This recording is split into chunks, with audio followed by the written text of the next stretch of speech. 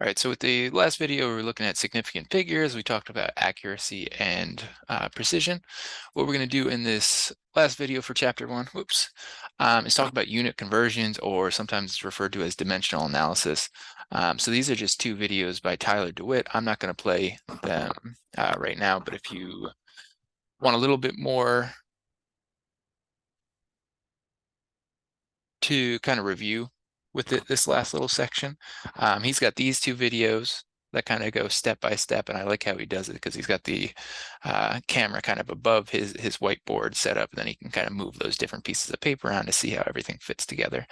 The first one is just a very basic one. The second one shows stuff with a couple different steps, and he might even have a third one, or it might be part of the second one, where it shows a unit conversion where you've got stuff in the numerator and the denominator. And that's what we're going to see with this one. But if we're looking at just dimensional analysis, focusing on these unit conversions, what it allows us to do is just simply what unit conversion would suggest, and that's convert between one unit and another. Most of the time when we're working in the lab, that'll be related to things like converting between grams and kilograms, mostly just the metric units, but we can do this between any 2 units for a given quantity. So if you look here, kilograms and ounces, kilograms is metric, ounces is imperial, but we're going to be able to convert between those 2. So if we had 1,005 ounces, we're going to be able to figure out how many kilograms we actually have there. And with this, you want to have your unit conversions, or the metric prefixes with you, just so you don't have to memorize those, but we do want to know how to use those. But just simply, if we're looking at this example here, we want to determine how many kilograms are in 1,005 ounces. What we need to do is find a unit conversion between these 2 steps. And if we had a direct conversion, we could do it in a single step.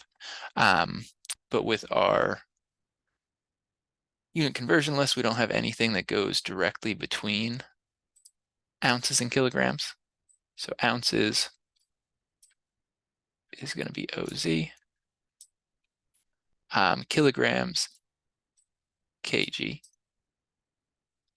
And with it, we could go between ounces and then pounds to kilograms.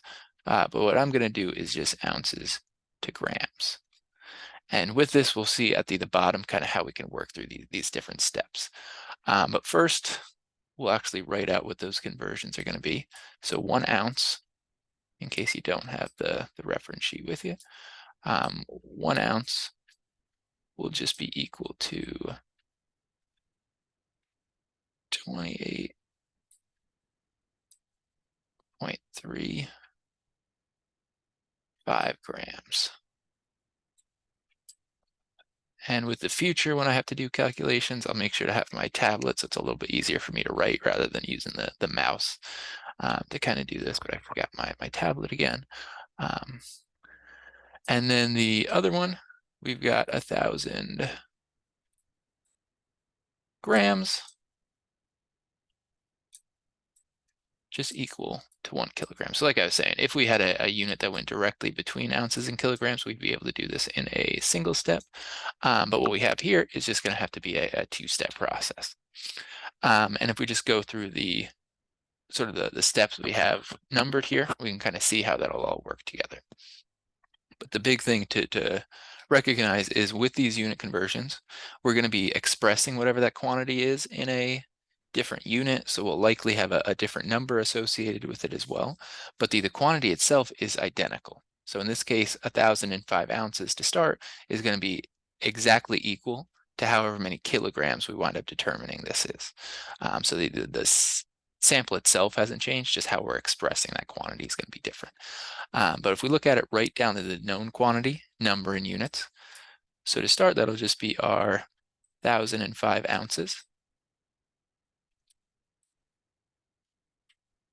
And what we're going to be able to do is use the units here to actually direct us in terms of how we set up these different steps.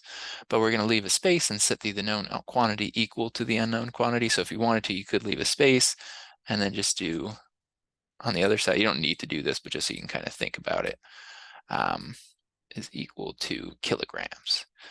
So you don't need to actually set up this part on the right. I know approximately how much space this is going to take, so I know that'll be plenty in the middle. But we just want to think about what we're starting with, what we're trying to get to. And I would also recommend kind of doing something like this up top, at least initially till you really get the handle on this. But this shows us we're going to go from ounces to grams, and then from grams to kilograms. So since we've got two different steps here, see two of these arrows, we're going to have two sets of parentheses. So I'm just going to draw those in right away too.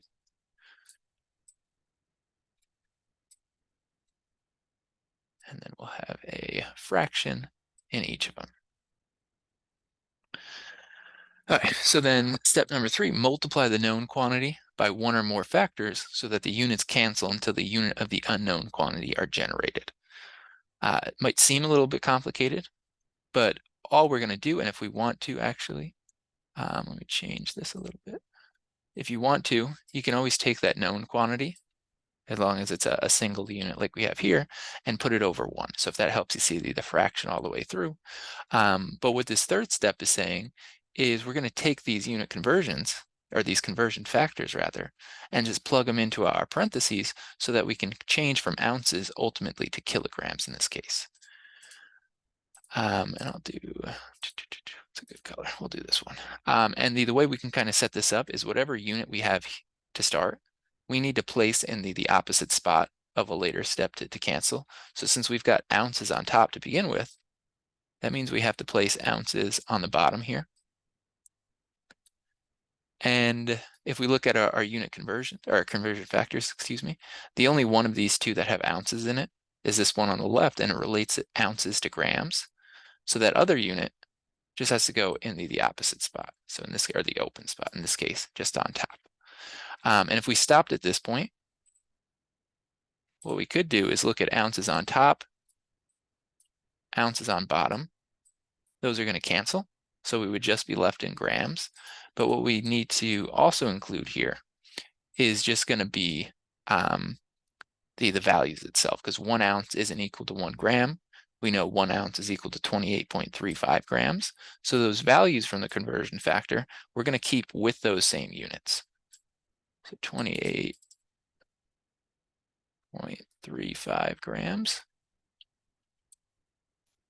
And then just 1 ounce on the bottom. So as you go through these, I would always recommend you include the units there, because that's going to allow you to see exactly what we have. What do we need to cancel? What are we placing in that open spot? And then in the case of this one where we have a second step, it is again going to guide us in terms of how to set up the second parenthesis. So now we've got grams on top that we need to cancel.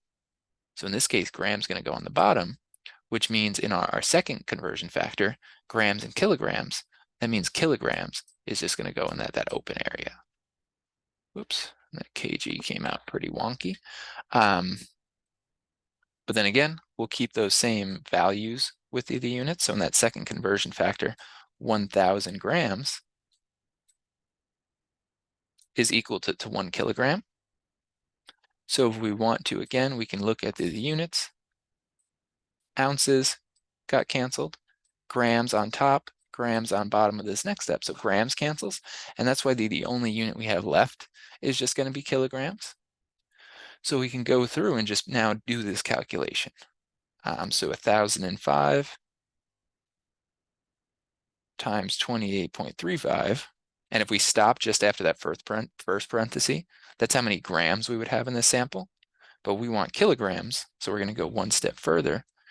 And ultimately,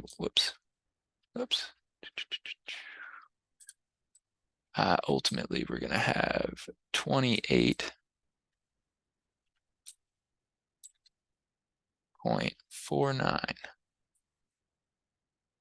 And with the calculator answer, you're going to get more decimals after that, so you'll get 175 at the end.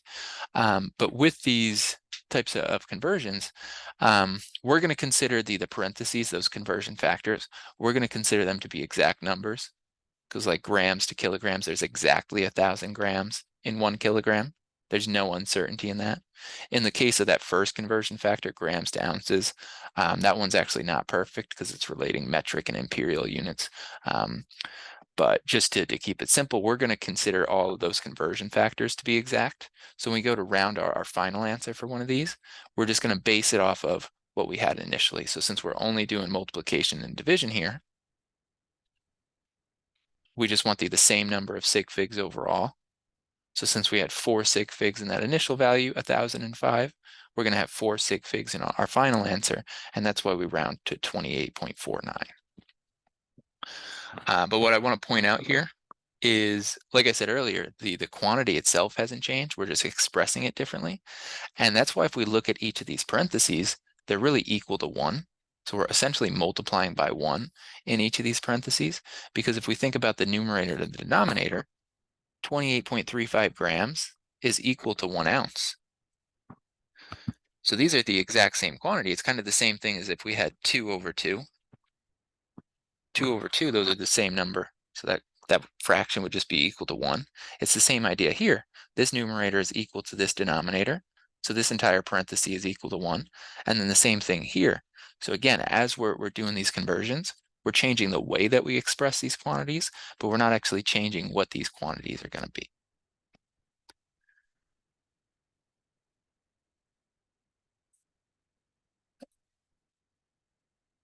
Oops. All right. So with the next one, I'm going to clear this actually. And actually, we'll go ahead and look at this one because it might be a little bit easier. And what I'm going to do is actually type these out just so it becomes a little bit cleaner. But now with these ones, we've got 214 grams, and we want to think about milligrams and kilograms. What would those be? Or what would the sample be in those units? So again, we want to think about what the conversion factors are going to be. And a milligram is going to be 1/1000th of a gram, or we'll have 1,000 milligrams in a gram. And then a kilogram is kind of the opposite. In this case, it's going to be 1,000 times larger than a gram. So we'll have 1,000 grams in 1 kilogram. So if we wanted to do either of these conversions, they're going to be very similar. In both cases, we can start with 214 grams. And then in our parenthesis, because for each of these, we're only going to need a single parenthesis, because the conversion factors themselves both go from grams to the desired unit. So grams and kilograms in the second one, grams and milligrams in the first one. And in each case, we know what the unit is to start, so we can put grams on the bottom. So for the second one then, or the first one rather, we'll have milligrams on top. And actually, where is the insert button?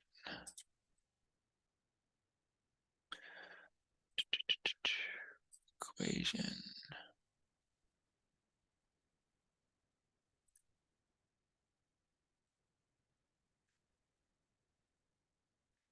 So I'll do it like this, just so it's a little bit easier even to see. And again, if you wanted to put this first part over 1, so 214 grams over 1, you're welcome to do that. But we'll have grams on the bottom then. And then for the first one, we'll have milligrams on top. But again, we need the values in order to make the numerator equal to the denominator. So that means we'll have 1,000 milligrams over 1 gram. And when we do that, grams on top, grams on bottom, those are going to cancel. So the only unit left is going to be milligrams. So what we're going to see is we'll have one more 0 there, right? Yeah. But with this one, again, if we're considering sig figs, we have 4 sig figs in that initial value, 214.0. That 0.0 is significant because it comes at the end of a decimal. So it gives us a higher level of precision, more confidence, more certainty in that value. But the way we've written this answer, 214,000 milligrams, doesn't actually let us know if those zeros are significant or not. If we wanted to, we could put a decimal there. But what that indicates then is all 3 of those zeros are going to be significant, which isn't the case. So we don't want to do that.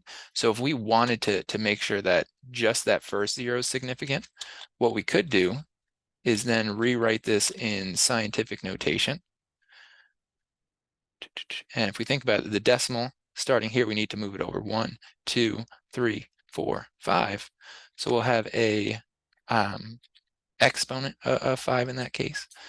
And then we'll just change this to the actual exponent itself, just like that. And then with the second one, going to be a very, very similar setup. So what we can do is actually just basically copy and paste that. In this case, though, we're going to kilograms. So we're going to get rid of this. We're trying to go to kilograms, so we've got to change our unit here. Kilo. And when we do that, 1,000 kilograms isn't equal to 1 gram. If you look here, now we've switched what those are with, because a kilogram is going to be much, much larger. So we've got to change those values as well. But the way we have it set up, we still have grams to start and then grams on the bottom. So those are going to cancel. We've got kilogram on top. That's our only unit now because we didn't cancel that out anywhere. So in this case, we're going to take 214 and divide it by 1,000. So what we're going to see is we'll have 0.214. And in this case, it's a little bit easier to include that sig fig because we can just keep it at the end of the decimal. It's just in this case, since our unit got larger, the 214 is after the decimal as well. So with these types of conversions, again, list out what that conversion factor is. In some cases, like with the first one with ounces and kilograms, we may have multiple conversion factors we need to kind of link together. But once we have those, we can kind of just plug those into the parentheses in order to make sure that we're canceling out the correct units. So again, with both of these, we have grams on the bottom of the parenthesis because that's what we started with. If we had started with milligrams or kilograms, we'd have to flip our parentheses so that we could convert to grams ultimately. But in this case, we just want to get rid of grams. So that's why we have it on the bottom there. And I should also mention the reason we're doing this, just so we can see the process, is one, just to get a little bit better handle on units. But two, and probably more importantly, is when we get to chemical reactions, we're going to use a dimensional analysis setup to allow us to convert from the mass of one sample to the mass of another. Because in that case, it's actually going to be 3 steps. But we can't just do it we can't just we basically need to use this sort of setup, whereas with the unit conversions here, we could actually just pretty simply like Google grams to milligrams or whatever it may be. But when we get to the chemical reactions, we're going to need to use this dimensional analysis process. So it's good that we kind of have a handle on it when it's a little bit easier to wrap our minds around, whereas the chemical reactions might be a little bit more abstract in some sense. But I'll move this one to the end just because it's a little bit more complicated. So with the next one, a particular wavelength of blue light is measured to be 475 nanometers. So again, if we want to do kind of the same thing, we'll see that a nanometer is equal to 10 to the 9th meters. So a nanometer is actually going to be what would that be, billionth of a meter. And then 1 meter is equal to 100 centimeters, and 100 or 1,000 meters is equal to 1 kilometer. So we've got those different conversion factors. So again, if we want to do, we want to do the same thing. We have to start with that known quantity. So we've got to start with 475 nanometers. And then we can insert the equation again. Let's get that fraction back.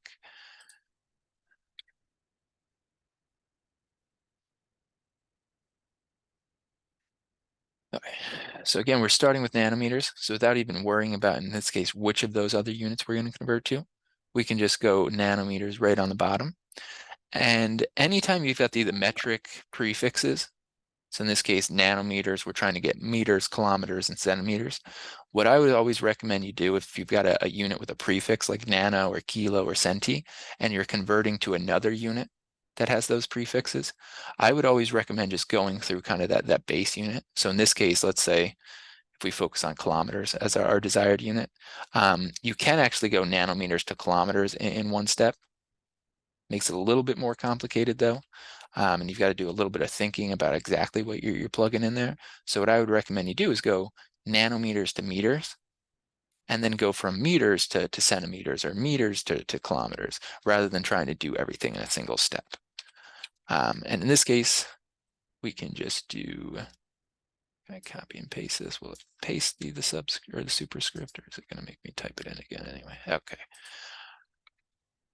So when we look at this one, 475 nanometers to start. So we've got to have nanometers on the bottom. And what this is telling us is that 1 billion nanometers, so a very, very small unit, is going to be equal to 1 meter.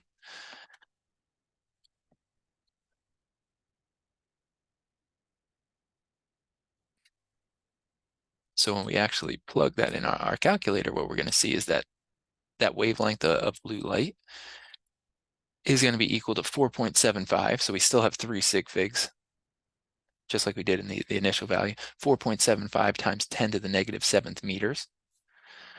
And then for the other two, what we can do is, whoops, click at the end of this. For the other two ones, what we can do is start that in the same way.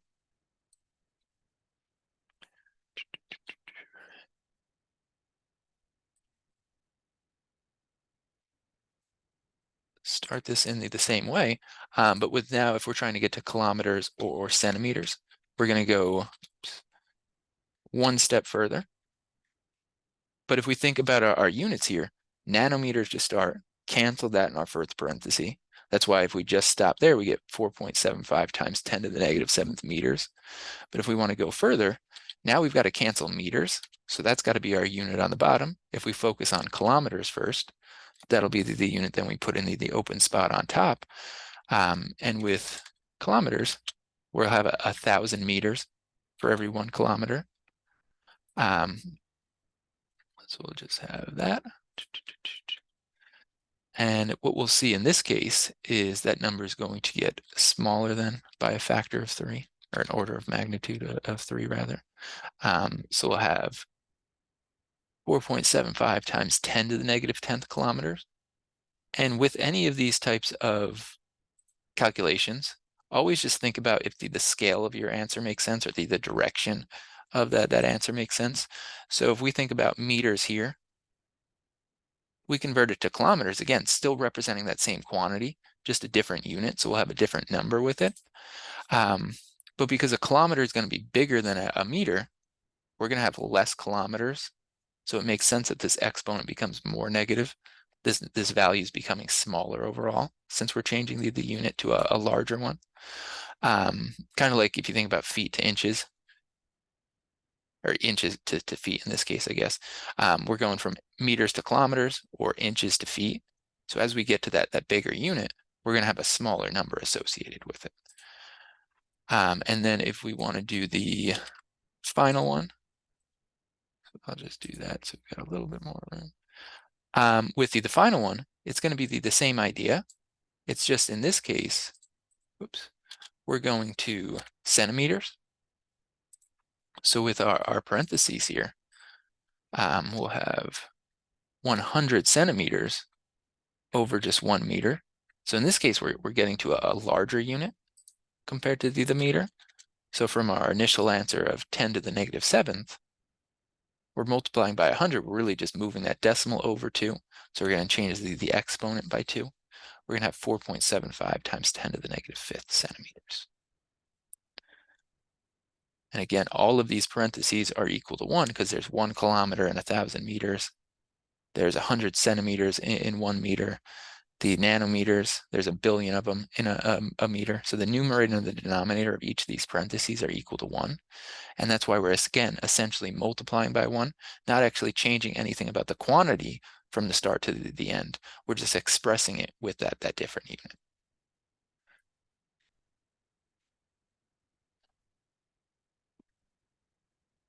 All right. And then with the final one here, this one's going to be a little bit more complicated. So what I'll do is actually duplicate this slide so we can look at each of them separately. But first we'll start with getting that in kilometers per hour. And then with the next one, we'll focus on centimeters per minute. But in this case, we've got 2 different units. So what I'm going to say is the time is equal to 7,269 seconds. So the world record for the marathon is just a few seconds over 2 hours and 1 minute. And in this case, we need that time unit to just be one value. So if we wanted to, we could convert it to minutes, or we could convert it to hours. But in that case, we'd have a decimal value. So if we just convert it to seconds, we can have a whole number there. So that's why I just did that one. So that's where the 7,269 comes from. It's the same thing here. It's just we're expressing that entire unit in seconds rather than hours, minutes, and seconds. But with this, I believe the pace it comes out to be is somewhere around 4 minutes and 35 seconds per mile. So very, very quick. And then he kept that up for 26.2 miles. So it's pretty crazy. That same person did run a marathon in 1 hour and 59 seconds, or 1 hour, 59 minutes and 40 seconds. But that's not officially the world record because he kind of ran like behind a pace car and had a whole bunch of other stuff going on to get the ideal conditions. But that's not super important for this. But if we wanted to get the runner's average speed first in kilometers per hour, what we could do is convert 26.2 miles to kilometers. We could convert that many seconds to hours and then just divide them, or we can kind of do all of that in one single step. So I'm going to add the equation, or insert new equation, get fraction. So for this one, what I'm going to do initially is just take both of those values we have, 62 or 262, 26.2 miles and 7,269 seconds. And what we're going to do going forward is pretty much the same thing.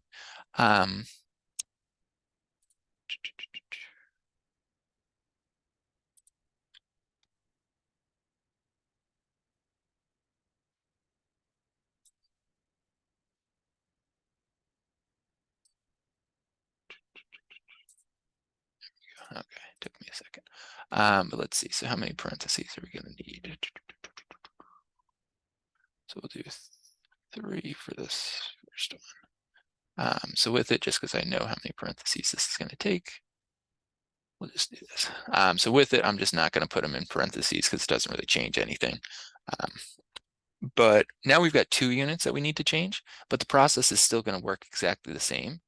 If we've got a unit that we no longer want, we're going to place that in the bottom. And the unit we're trying to get to, we'll just place in the other spot. So in this case, and again, if you don't have the conversion sheet with you, don't worry about it. You don't have to memorize these, just think about how we can utilize these values is what's where the important piece right now. But 1 mile is equal to 1.6093 kilometers. So if we stop at this point, miles would cancel. We could do that multiplication, divide by that number of seconds, and we would have kilometers per second. But we're interested in kilometers per hour, so we've got to go a couple steps further. And with these final 2 steps, now we're going to be focused on converting the time unit from seconds to hour. I'm going to show it in 2 steps. Really, it could be combined into one. And I'll show that afterwards too. But in this case, we've got seconds that we need to cancel. But now the seconds is in the denominator. So in order to cancel it, we need to put it in the numerator on top. And the unit we're going to convert to initially is going to be minutes. So if we think about how many seconds there are in a minute, we have 60 seconds for every 1 minute. That'll just be what we plug in there. And now if we look at it, miles already canceled. We're only left with kilometers on top. Seconds canceled. So we're only left with minutes on the bottom, but we want to go 1 step further. So now we'll do 60 minutes over 1 hour. And again, if we look at the units, mile canceled, second canceled, minute canceled. Now we're left in kilometers on top, hours on bottom, exactly the units we were trying to get to here. Just in this case, we've got 2 different units in our sort of starting quantity.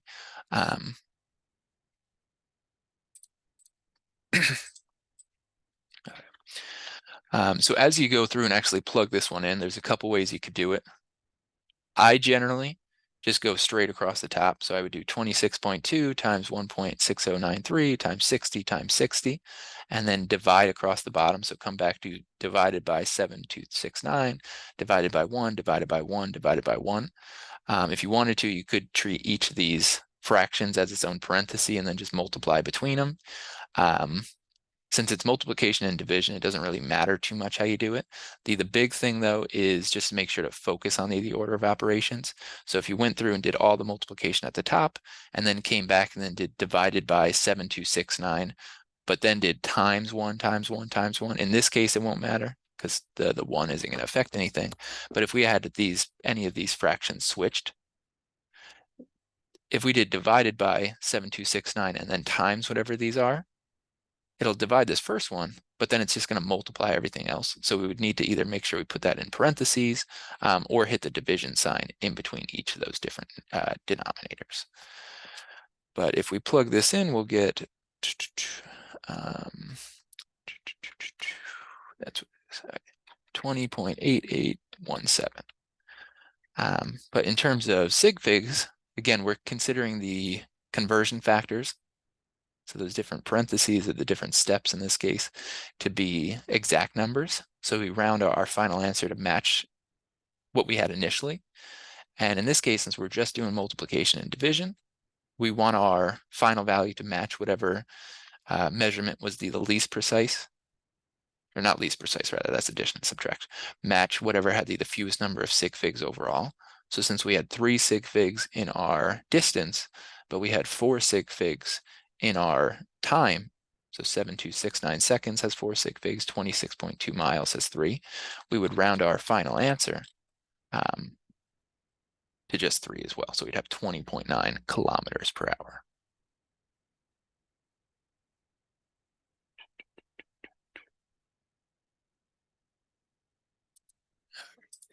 And then for the second one, I'm going to copy this. And now if we want to do the same thing, but we wanted to get centimeters per minute, we can do roughly the same thing.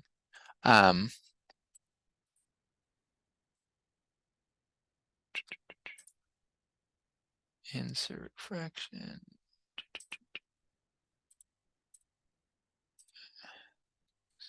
I'm going to do is get rid of that. It's just in this case, if we look at it, we'll start the exact same. So miles gets canceled in kilometers. But now we've got to go to centimeters. So in order to get rid of kilometers, we'll have km on the bottom.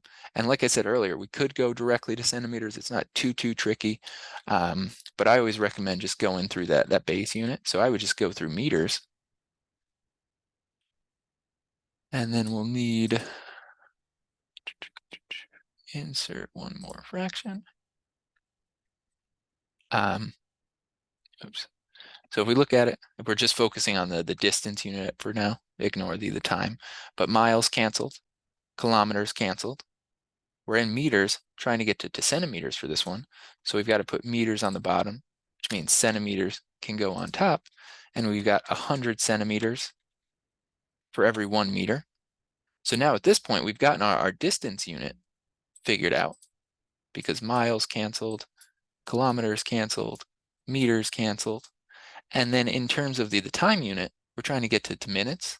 So seconds still started on the bottom, need to place that on the top to cancel it. And now we've got minutes on the bottom. So now we've got our only 2 units are the units we wanted. They're in the correct position. So now we can just go through and once again, just plug this into our calculator. With this one, you're going to get 34802.86. But again, we're thinking about sig figs. We still only have 3 sig figs in our distance. We have 4 in our time, but we have to match whatever has the fewest. So since we only have 3 in that distance, we can only have 3 sig figs in our answer. And what some people do for a question like this is something like that. So with the sig figs, 348 now has only 3 sig figs in it. But by just eliminating those 2 other digits, we've completely changed the value. So what we're going to do is round. So we'll just have 34,800 centimeters per minute. And again, if we look at any of these different ones we did, you can pick any of those conversion factors, any of these parentheses or these different steps in the middle, and the numerator and the denominator are equal to one another. And that's why, again, we're just multiplying by 1. So if we think about the speed in kilometers per hour, 20.9 versus centimeters per minute, again, different numbers, different units. And realistically, those are going to be slightly different just because we did have to round based on sig fig. So like 20.9 isn't going to be exactly 34,800 centimeters per minute, but they're going to be essentially the exact same. But that'll just be the end of chapter 1. So with this dimensional analysis, with anything from earlier on in the chapter, just remember there is individual practice in the Canvas module for those different topics. There's the chapter review that kind of gives you a little taste of all of it. And if you have any questions, let me know. The textbook has more practice problems broken down by section as well. So if you do have any questions on any of this stuff, just make sure to let me know. We can go over it in class, or we can always meet during office hours to go over it individually as well.